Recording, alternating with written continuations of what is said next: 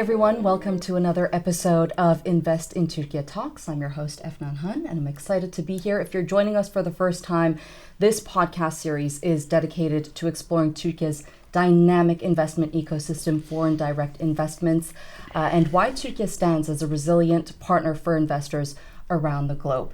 Each episode will feature distinguished guests who bring a wealth of knowledge to the table, including government officials, industry professionals, academics, seasoned investors, and entrepreneurs. Who better to speak with today? We are honored to host the executive chairman of Volex, Nathaniel Rothschild. Thank you so much for being with us today on this podcast series.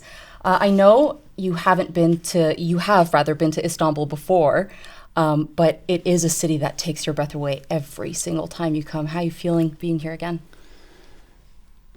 It's one of my favorite cities in the world. I've been coming here for almost 30 years on a regular basis, and you're right, it does take my breath away every time I arrive in this wonderful city. I want to start a bit on a personal note when talking about your business ventures. How would you describe your personal journey in the business world and reflecting on where you've come today? So my story is unique like everyone else's. So I started out as a historian. I read history at Oxford University. I went up to Oxford in 1990, so many years ago now. I then graduated, and in England you have a concept of a liberal education where you don't study business, you study something that you're interested in, and then you move on to business if that's the course that you decide to pursue. So then I went to New York. In 1994, I got a job as an investment banker, and then I was an early entrant into the alternative asset management or hedge fund business in 1995, and I pursued that career until 2009, and then I took actually a different course, and I had a number of ventures, also with another Turkish company called Genel Energy, which was an oil business where I'm still a shareholder. And then in 2014, I had owned a dominant stake in Volex. The business got into financial difficulties. I wanted a new project, and despite having little or no experience in manufacturing, I became the senior executive of Volex in 2015, and I've been on this particular journey since then. So almost a decade. It'll be a decade next year that I've been managing the Volex business. Right, let's talk about that a bit. So it's going to be almost a decade, a very big milestone for you and for Volex as well. What motivated you to get into that venture and to take on that role in manufacturing, having little to no experience, as you just mentioned? To be honest, because it was a mismanaged business. It was rudderless. I had for me, a significant investment in it. I didn't want to lose my money, and I thought this is a challenge. It will be a new experience, something I can learn from, and it's exceeded all of my expectations. It's as I like to say, I'm not a kind of huge businessman. I'm a small to medium-sized enterprise, a practitioner of small to medium-sized enterprises. But for me, this was an important thing to do. I felt I had a sort of debt of responsibility to the employees of the business. I think when I took over, we had about 7,000 employees. The business made no money, had no strategy. So it's been a terrific experience. And a lot has changed for Volex since 2015. Talk to us a bit about the changes that Volex has experienced since you took on that senior executive role. Okay, well, I mean, I could talk for hours about it because it's been something of it's been a full-time odyssey. Let me put it that way. But the business, when I took it over, we were doing around $300 million of revenue. We made no money. We had 9 sites. We had no vertical integration, so we would outsource much of our production. And today we're running at a revenue rate of around $1 billion a year. We've made 14 acquisitions. We have pursued wherever possible vertical integration, and importantly, our largest acquisition to date has been in Türkiye, and we generate now around a third of our revenues from Turkey, and we've actually made 2 acquisitions in Turkey, but the biggest one, the most recent one, brought our overall exposure up to about a third of our revenues. Right, and speaking of those investments that you've made here in Turkey, just talk to us a bit about what they're focused on, and what impact you're aiming to achieve in this space. Yeah, so I think the first point is that customers today, global customers, and I'm not really allowed to mention who my customers are, but global customers want a supplier that mimics their own footprint. So I think one of the things that's changed in our industry over the last 10 years is that the kind of era of mom and pops is over, and so we are a global company. We have production in not just in Turkey, in Mexico, in China, in Southeast Asia, in Central Europe, and the businesses that we've acquired in Turkey have been family-owned businesses that are very kind of Turkish-centric, but have great customers. And so what we've tried to do is we've tried to essentially adopt those customers that the Turkish entrepreneurs had built up over a period of time, and then cross-sell those customers in other regions around the world. That's been a very successful strategy because Turkey is historically, and I hope in the future, has been a terrifically good place to manufacture, because it has a plentiful source of labor. It has low costs comparatively to other jurisdictions. I don't know if I answered your question, but no, it's great. I mean, your acquisitions in Turkey do add to your global strategic objectives, don't they? They do, but we mustn't be complacent as an organisation, or indeed as a region, that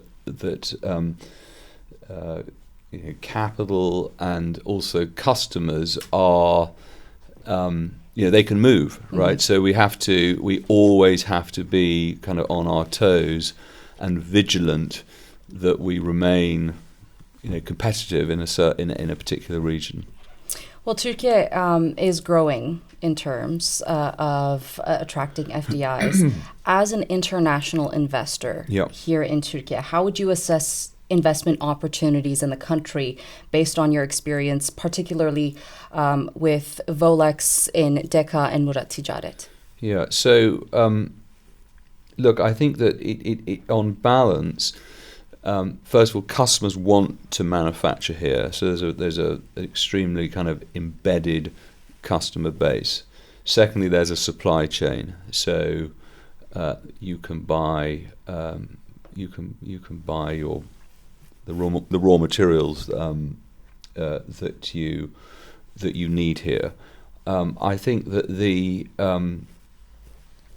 government has done a fantastic job over many years attracting foreign investors, and that I'm evidence of that. I think that obviously the underlying economy today has got issues. You've got interest rates that are incredibly high. You have a foreign reserve deficit that's resulted in a kind of new economic policy that has been brought in. That has in turn strengthened the currency, which has increased costs, and therefore you have to find efficiencies elsewhere in the business. And these are issues that every country around the world is facing. If you look at Mexico, for example, we've had 20% increases in labor rates year on year. When I started a decade ago, the labor rate in dollars was around $2 an hour. It's now, I think, around $8 an hour. So these are not kind of new things.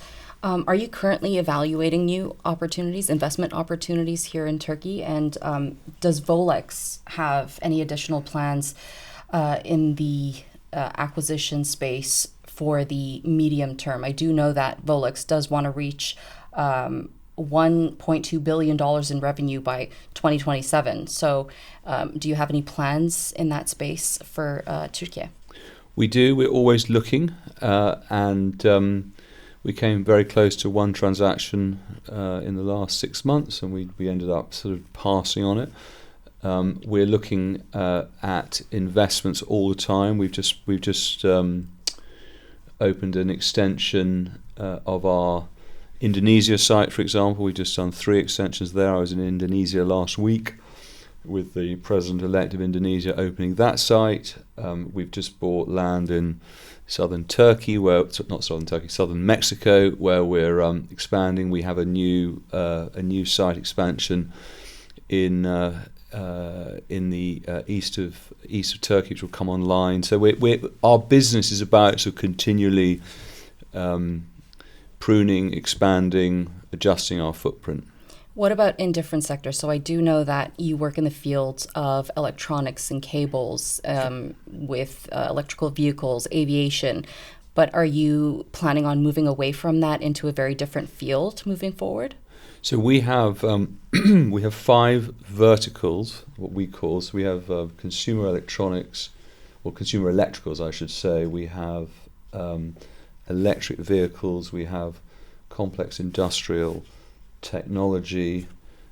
We have off-highway, and of course I can't remember the last one. It'll come to me in a second. And the honest answer is that is that's enough for us. I want to try and keep this as a very kind of specialized.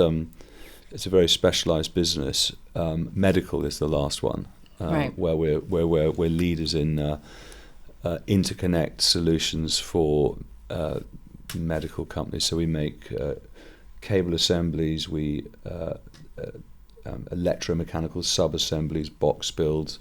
We assemble some printed circuit boards.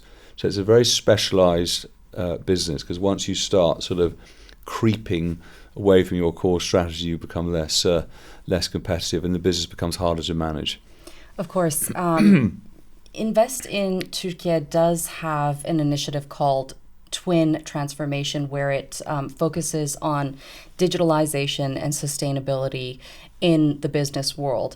Talk to us a bit about how Volex has an approach to not just digitalization, but more promptly on sustainability, and how they're working towards creating a more sustainable environment. So there's too much to talk about on sustainability, because sustainability has gone from nothing to being an absolutely kind of key part of our business. So I've written a few notes, because I think it's interesting for you and your viewers to hear this. So first of all, the first point I wanted to make is that we have decreased our carbon intensity, defined as tons of carbon per $1 million of revenue, by 28% across our business since 2019, and we have over 80% LED, that's lighting, adoption across all of our sites worldwide, and we'll be increasing this further. So that's, I think, point number one. The second point is that as it relates to use of renewables, 75% of our operational emissions come from our use of electricity, and our main goal is either to generate on-site solar energy, where it is viable, or by green energy, where it's available in the market. So we've increased our use of renewables by 172% in our last financial year, and these efforts are part of our broader strategy to optimise the use of renewable energy and reduce our reliance on fossil fuels and reduce our operational carbon emissions to zero by 2035. So, can I carry on? Because it's quite interesting, some of this stuff. I mean, we are in terms of our factories, we encourage them to be safe, sustainable, and operationally excellent manufacturing sites. And 60% of our sites are already zero waste to landfill, and we've achieved a global recycling rate of 82%, with much, much more work to do. We've improved our water use intensity by 35% since 2022, and 83% of our workforce are in sites with a certified environmental management system. Safety is our number one priority, and our challenge is to achieve zero injuries. 40% of our sites had zero lost time accidents in our last financial year. And then I think I also just mentioned that we were recognised by the FT 2024 as one of the sort of climate leaders in the world. And look, I mean, I believe in sustainability. I believe in all of these things. But I think what's important to know is customers today really care about it. And customers now start and come to you and say, right, what is your sustainability plan? So on one hand, I'm doing it because I believe in it. So it's a very interesting sort of dynamic that's changed in the last 2 to 3 years, a very, very new thing. Of course. One of your goals that stood out to me is the 2035 mark of coming down to zero emissions, which is very important for our environment, and very good goal to eventually achieve in the long term. Nathaniel Rothschild, thank you so much for being with us here on this podcast series. It was an absolute pleasure, and I wish you the best in your future ventures. Great. Thank you very much. It's very kind of you.